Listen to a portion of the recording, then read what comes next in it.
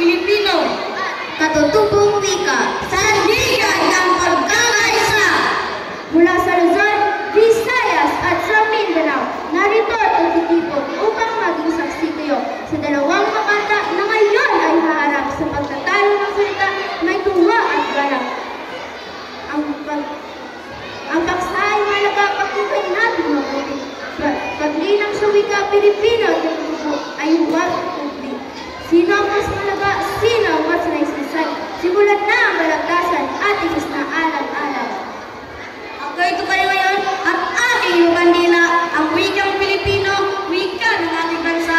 Ito ang kulay ng ugnay sa bawat isa, mula sa Ilocos, Bicol hanggang sa probinsya ng Leyte. Kapag nag-uusap tayo, Pilipino ang ginagamit, kahit anong kahalik ka mo natindihan ng nais. Sa paralan, sa TV at sa radyo'y naririnig, wikang Pilipino ay buong bansa ay binibigkis. Kaya't pagkakaisa ay malagang susi, wikang Pilipino ay laging pinatangi. Mahal na kakata, ang iyong salita ay totoo. Ngunit katotokong wika ay ugat ng pagkatao. Bawat Ilonggo, Bisaya at bawat mga Maranao, may sariling wika na dapat di isinasugalan. Dito natin narinig ang ating mga lolo't lola, mga kwentong bayan at awit na mahalaga. Kung di natin iingatan ang ating katotokong salita, ang kultura ay natin mamumura parang bula. Wikang Pilipino ay mahalaga, di kututulan. Ngunit katotokong wika dapat di pagyamaning kaibigan. Pagyaman sa wika, hindi dapat magtalo. Wikang Pilipino ay mahalaga sa ating muling Pilipino. Ang bawat isa ay may sariling wika na ginagamit. Paano tayo magkakaisa? Ang atong salita ay may sariling Tayo sa pag-aaral at tagumpay ng buhay, anong wika ang higit na mas mahalaga sa ating paglalakbay? Pilipino ba na ating sariling wika? O Ingles ba na gamit sa ibang bansa? Unahin natin si Makatae na panig sa wikang Pilipino. Pakinggan na! Ako po'y panig sa sariling wika. Wikang Pilipino, wika ng masa. Sa tahanan, sa tahanan. Ito ang gamit sa araw-araw na usapan. Ito yung wika ng puso at ng dahil.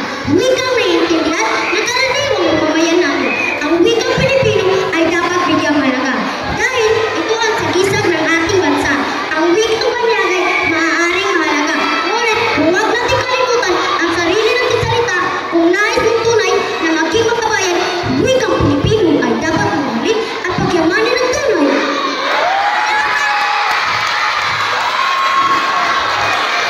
Salamat, Makatae, sa tulang malinaw.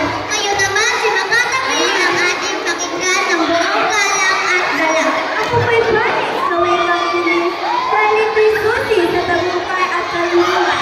Knowledge, samhan, pituloyan, kalamalan. English ang gamit ng buong daigdig kailanman. Kung gusto natin makipagsabayan sa mundo, kailangan nating matuto ng English totoo.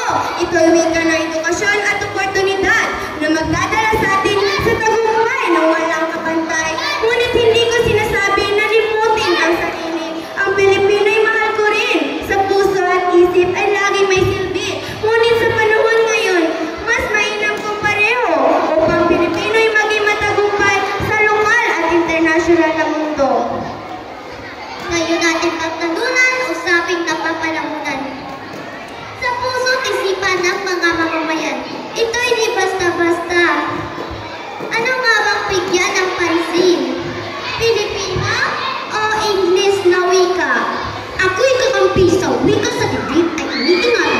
Wikang Pilipino, tulayan ng ating kasaysayan.